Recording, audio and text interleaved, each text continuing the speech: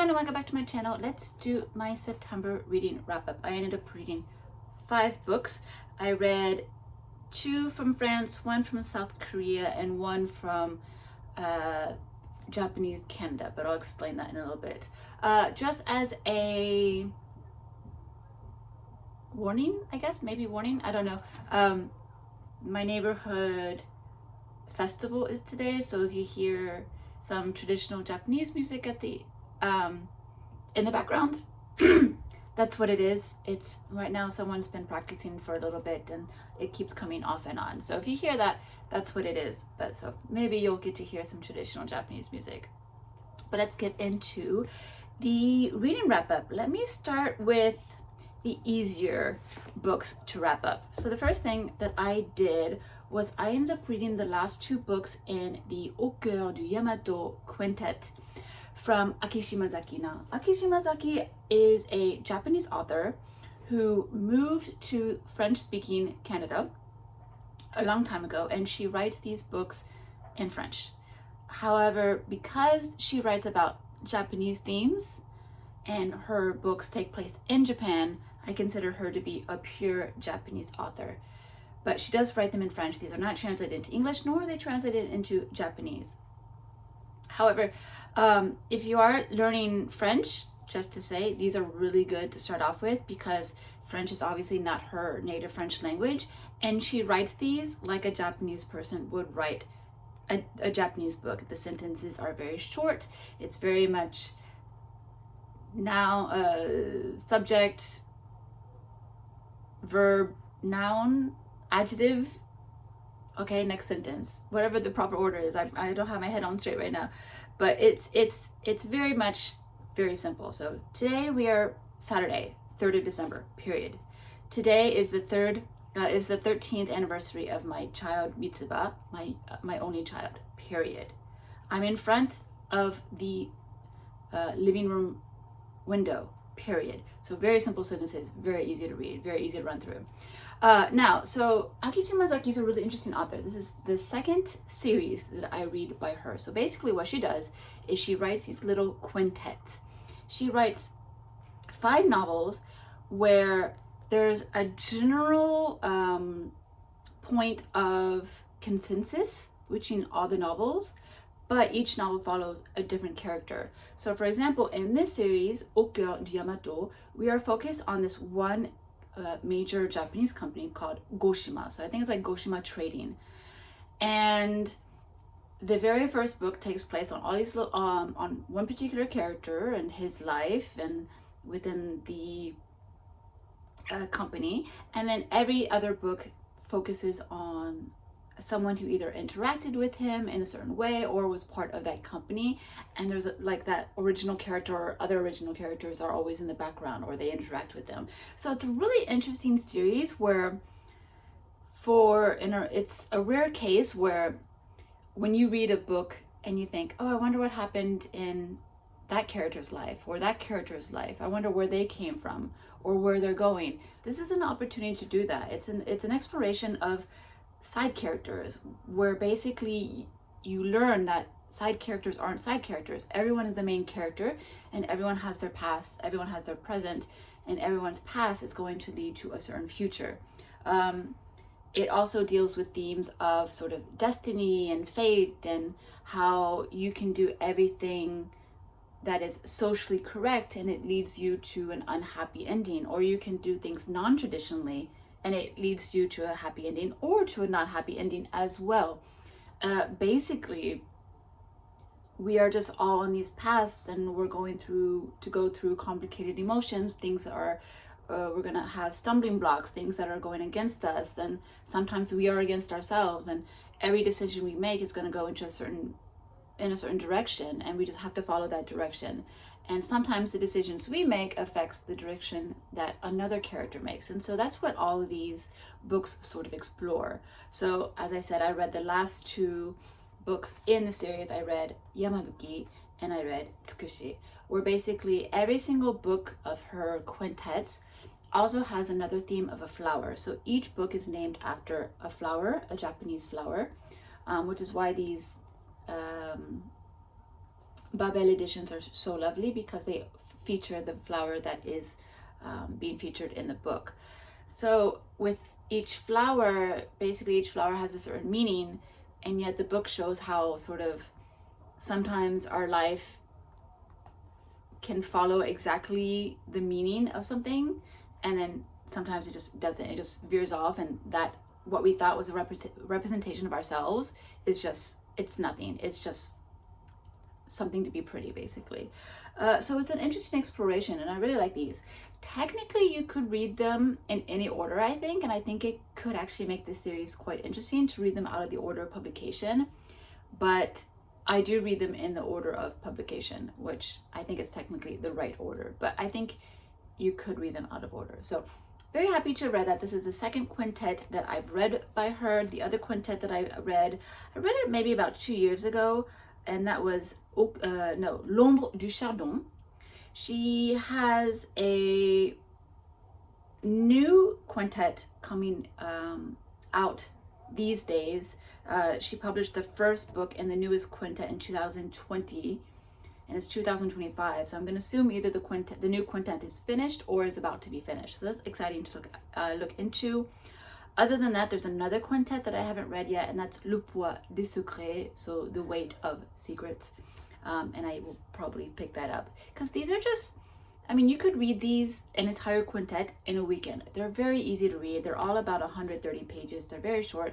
As I mentioned before, the grammar is so simple, so the French is really simple, and it's just something where you get to explore just a group of people in a way that you don't traditionally get to do. So I really enjoy these. Not great literature, but the idea is solid. The idea is good. So I really enjoy these. All right. Another book that I think will be easy to talk about is Anne d'Islande by Victor Hugo. So this is the first book he ever published, I believe, the first full novel of his. And I'm realizing that as I realized as I was reading this that I think this is like I'm reaching the end of the novels that I've read by him.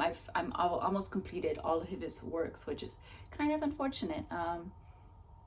I realized he wasn't as prolific as I thought in novels. He wrote a lot of other things.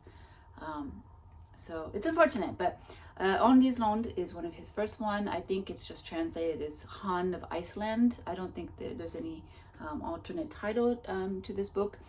And this is as simple as it gets. You can tell this is the first work by him. But I think it's as simple as it gets in a pretty good way, because I think Hugo has a reputation, it's well-earned reputation, of being quite meandering.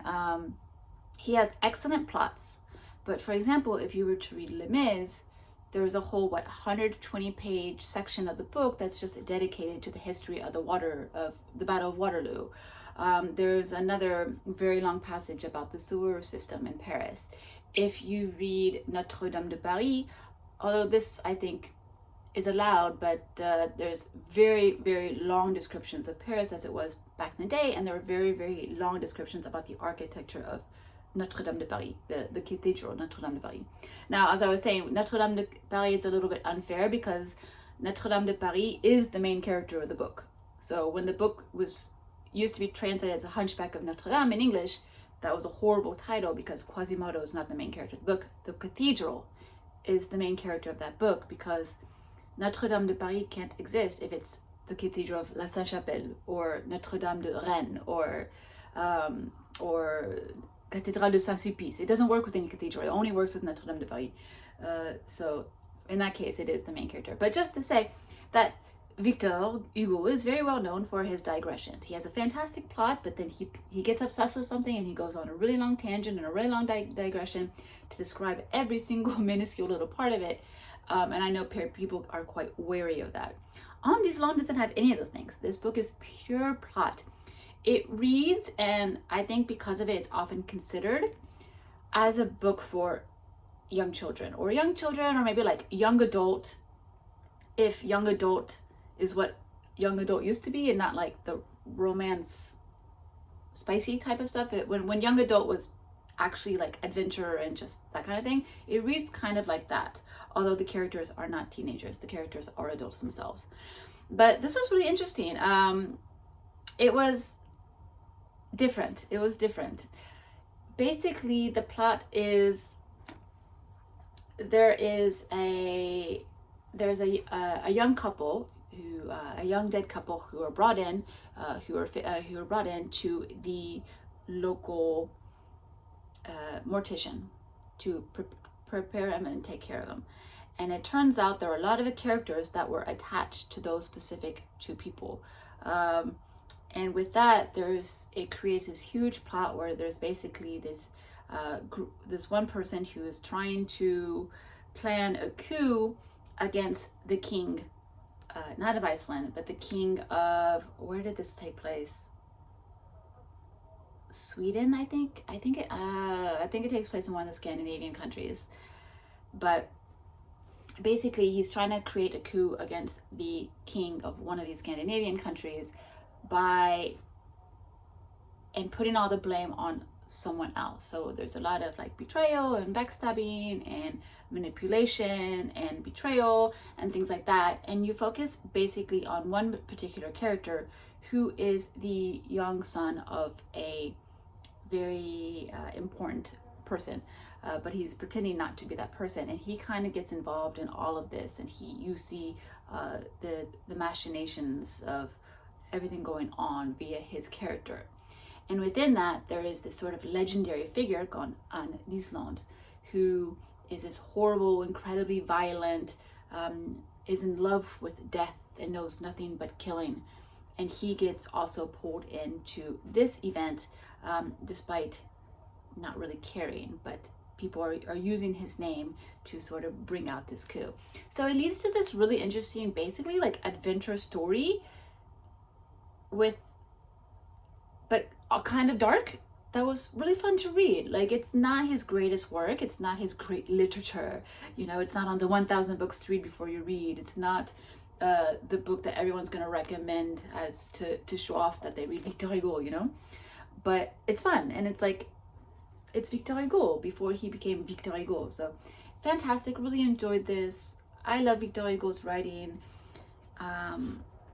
And I always like his dark humor. This doesn't have as dark of his humor as the books that will come later, but it's coming. You can see it. It's being formed. It's being transformed. It's being worked on. It's being practiced and trained. And this was really good. Fun work by Hugo that's not very often seen, I think, in people's hands when they're reading. All right, so now we're getting into the two books that are a little bit more difficult to talk about. The next book is Le Roi se meurt, which is translated as Exit the King. It's a play by Eugène Ionesco. This is my first modern French play. So right now I've been on a very heavy French plays journey because I am French, but I didn't grow up in France or a French-speaking country. I didn't get to read the stuff that, say, my cousins read. So I did have a proper French education up until 8th grade, but I got cut off. I got cut off from the academy. So I didn't get to read all the stuff that everyone gets to traditionally read, and so I've been sort of trying to catch up with that, and I've been reading a lot of French plays. But all the French plays I've been reading have been from the 1500s or the 1600s. This play is from 1970. This is a very modern play, and it was super interesting and very different. I enjoyed it. It's not my favorite, but I really enjoyed it, and I think you can get a lot out of this with so many more reads. Because basically all the plays that I've read up to now have been very like dramatic. There has been valor and courage and backstabbings and betrayal, but there hasn't been like really too much of an overarching theme. It's just been like good fun. Plays were entertainment back in the day, so people loved the drama of people fighting against each other and poisoning each other, and is the queen gonna get found out, or is this man gonna get found out? Everyone really enjoyed that. It was entertainment. But this is a modern play that has themes that are really, really being talked about, and it's very different. So basically the theme of it is that, or not the theme of it, the plot of it is basically that there are two queens So there's, there's a king, his two queens, a doctor, a not a housemaid, a maid, and then a royal guard. So the king has two queens. One was his first wife that he married as a very like social marriage, required marriage, and then his second wife is his great love. And what it is that it turns out that the king is dying, and the characters have to tell him that he's dying. So they come on scene, and they say, "Sir, we have something to tell you. It's quite grave, but we have to tell you this so that you can prepare yourself." And basically they say, you're gonna die, you're about to die.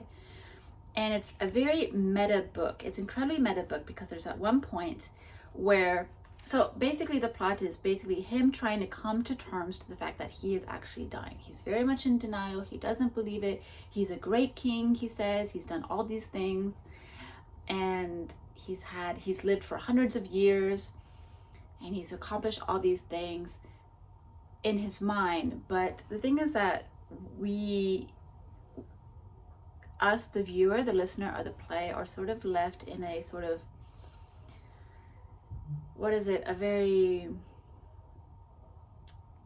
what's the word, like magical realist kind of world. Like, did he really live for hundreds of years? Did he really do all these things? But the thing is, like, basically as he's coming to terms with his death, the two queens sort of kind of portray his two sides of personality. They're kind of like, the devil and the angel on the shoulder. So his first wife, the first queen that he married out of social obligation, is very logical, very rational, very honest with them. Like, no, like, maybe back in the day you did really well, but now no one's getting an education. Your people are the least educated in the world. All the farmland has gone to waste. The frontier of the borders of your kingdom are eroding. All of the other kingdoms around us are thriving, and we are failing. While his mistress of a wife, the second queen, the younger queen, the one he's in love with, is like, no, you were fantastic, you did great, you succeeded in all these things, you're not dying, you'll be fine, everything will be peaceful, you're gonna get better, etc., etc. So he has these sort of two angels on both sides, while the doctor is also there to sort of, try and tell him, no, you're dying. And so as I was previously trying to say, it's a very meta book. Like, there's very much a lot of interaction with the viewer, the client to the theater, in the sense that they're very well aware that they are well aware that we are here. So there's one part in the text where basically he's starting to come to terms, but he's still like, well, am I dying soon? Am I dying very far from now? And the queen is like, no, you're gonna be dead in an hour and 30 minutes. You're gonna be dead at the end of this play. Like, it's meta, like they actually say that, and I think it's fantastic. It is so good. So the play is really interesting because it really is about the whole thing of coming to terms with your life and your accomplishments and your failures and what you've done, being the idea of being ready to die, not being ready to die, being scared of death, but having to realize it, and coming to terms, finding comfort in that. It's all about those type of themes. And there's a lot to be said also about ego and pride and inability to accept fact. And then when you think about this man who's a king of all this land and he's lived hundreds of years, you can also make metaphors or analogies. You can think, well, maybe this is actually talking about God, who has created this land, but God has allowed the land to go to failure because the God hasn't been taking care of their people, basically. So you can really take a lot of ideas from this play and apply it to a lot of different things, and it becomes really interesting that way. So it's not my favorite in the sense that I think I prefer plays with a little bit of humor. I think I like the plays that are fun and whimsical and have drama and sword fighting and things like that. I like the idea of a play as entertainment. But this was really interesting because it really does make you think quite a bit. So very, very, very interesting. The English title is Exit the King by Eugène, Ionesco. So definitely pick that up if you're interested in plays. You'll get a lot out of it. Now, the last book that I picked up is Whale by Cheon Myeong-kwan, who is a South Korean author. I bought this in South Korea, in Seoul, at the Women's University in Seoul. I had the bright idea, we were visiting the campus, and I had the bright idea of going to the bookstore to see if there's anything for basically foreigners, because obviously universities have exchange students, and often they cater to those exchange students by having books in their languages or other people learning the languages. So I picked this up, and I don't know, I mean, I know how I feel about this, but I'm pretty neutral about the book. And I have to say, up to now, other than the historical fiction that I've read from South Korea, I have not really gotten along too much with South Korean literature so far. I've read maybe about 10 books or so, I think. And the problem is that I always forget that I've already read about 10 books. Like, for me, they're so forgettable, which is awful. But that's kind of how I feel about South Korean literature right now. I'm still trying, but I have to admit I do struggle with this country's literature. The Whale, though, with this beautiful cover of the year, cover of the decade, fantastic cover. Let me tell you what it's about. It's basically about, what is it about? What is it about? What is it about? Maybe I should just read you the blurb, because it'll explain it better. It might explain it better to you, or it might confuse you. Whale is a sweeping, multi-generational tale that blends fable, farce, and fantasy. Set in a remote village in South Korea, Cheon Myeong-kwan's beautifully crafted novel follows the lives of 3 linked characters.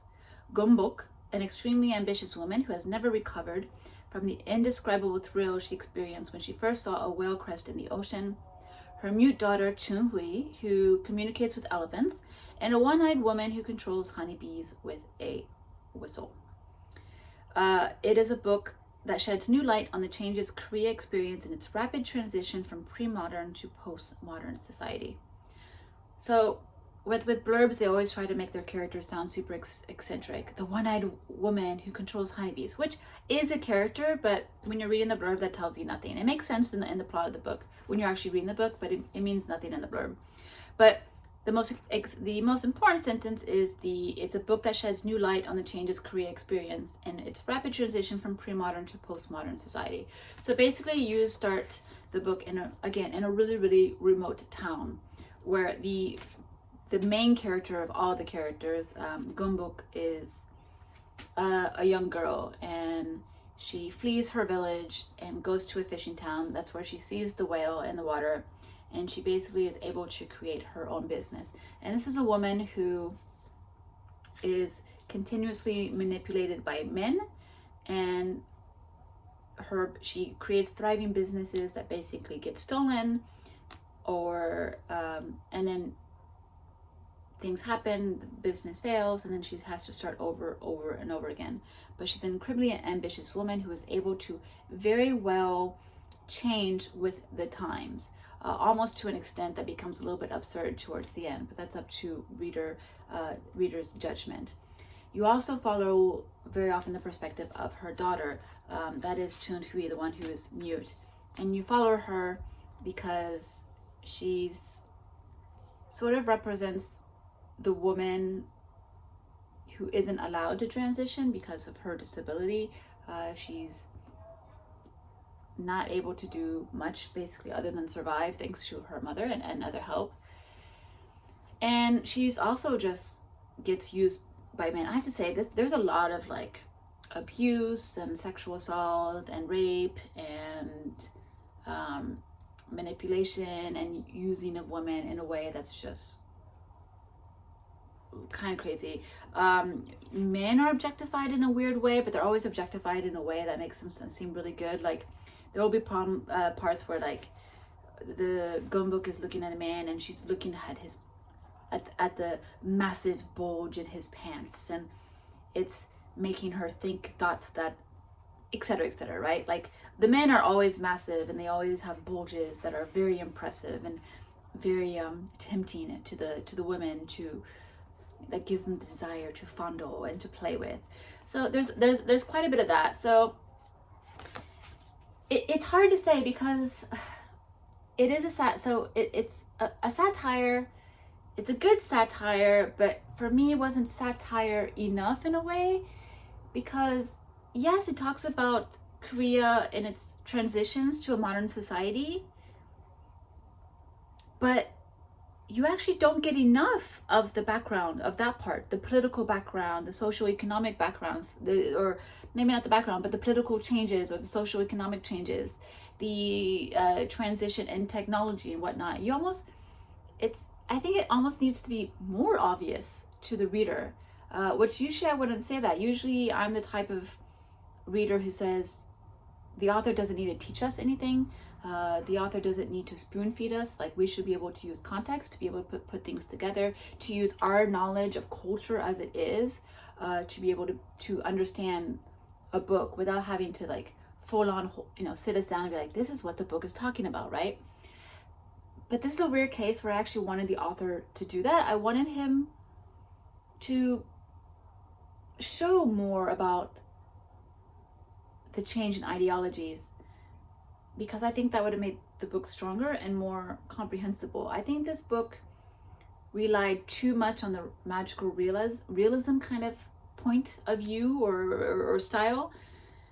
And so for me, even though the book was very readable and the characters were quite strong in the sense of like their character themselves, not in terms of his portrayal of those characters, I just left this book feeling slightly underwhelmed. It could have been more. And especially because the Financial Times, I mean, they threw me off. They wrote, because the back is not the blurb, the back is just when they get newspapers and magazines to give their opinion. So the Financial Times wrote a distinctly Korean take on Great Expectations, a tale of aspiration and folly punctuated with artisanal bricks and dried fish. For one, I hate those kind of blurbs. That stuff just says nothing. But Great Expectations? Where? How is this a Korean take on Great Expectations? There's none of that. Like, none of the plot of Great Expectations is in this. And unless the author said that I was inspired by Great Expectations, I don't get the reference. I didn't get the reference at all. I really didn't. And A Tale of Aspiration, it's a tale of hardship. It's a tale of continuous hardship, of women getting continuously brought down by a very traditional patriarchal South Korean society and having to consistently overcome that in every single way possible. There's no tale of aspiration. And the folly, if you talk about slight insanity, folly created out of need for surviving, and usually surviving men. I mean, I don't know who wrote that Financial Times article, but I'm just not into it. I didn't dig it. I don't agree. But this is for whoever wants to read it. If you're interested, I think you'll probably like it better than me. It just didn't hit the mark for me. But like I said, South Korean literature and there's something about it. But some people say the same thing about Japanese literature. My aunt does not like Japanese literature at all. She doesn't understand it either. She is very much a Russian literature reader. So we all have our tastes, and this is mine. So there you go. These are the 5 books that I read in the month of September. If you're wondering where the really big chunky book is, it's here. If you're wondering where this is and why I haven't, why it's not in my September wrap up, it's because I'm almost done. I only have, 1,042 pages. And then out of 1,180 pages, so I only have 140 pages left, but I've only had 140 pages left for about 3 weeks now. This was very much a beach read for me. Not in terms of like, you can only read on the beach, but because I was spending hours on the beach and that I go to the beach to read. This was my beach read, and now that the weather's changed, I haven't been able to like sit down and just like clear the last 140 pages left. but it will happen. I'm hoping it'll happen in October, because I've been reading this for long enough that it deserves to be put on the red shelf. But that's it. I mean, I was really good in September that I wasn't reading too many books at the same time, that I was properly reading books and finishing them and then reading another book. So yeah, there we go. Thank you so much for watching. It turns out no music came out in the background, which is very convenient. But I will see you in my next video. Bye!